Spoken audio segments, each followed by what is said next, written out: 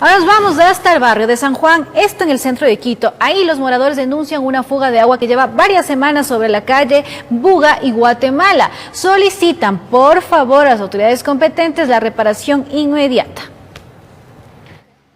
La fuga de agua se encuentra ubicada exactamente en la calle Buga y Guatemala, en el barrio San Juan, al centro de Quito. Los moradores denuncian que el daño lleva varias semanas. Esto ya pasó más o menos de un mes, más o menos así. Que no arreglan rápido porque está yéndose mucha agua. No, pues es lo vital que hay que cuidar, porque ahorita estamos comenzando con la pandemia y todo.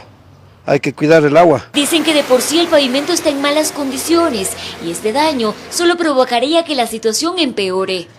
Las rupturas siguen dañándose el pavimento, el asfaltado.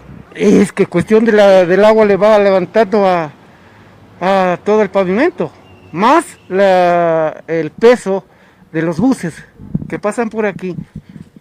Y lo que está mojada le va aflojando más. Por todo ello solicitan a las autoridades competentes la reparación urgente de esta fuga de agua. Que vengan a arreglar porque ya está tiempo que está yéndose agua. Ese presupuesto es nuestro.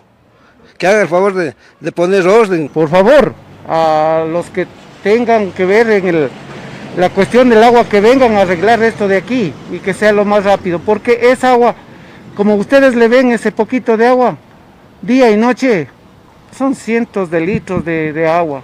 Pero para nosotros, vuelta en el rato que pasa por el medidor, ahí sí cuesta bastante plata. Solo esperan que en caso de que su solicitud sea atendida de forma positiva, la reparación sea integral. Igual dejan los huecos así destapados, pero sigue haciéndose más huecos.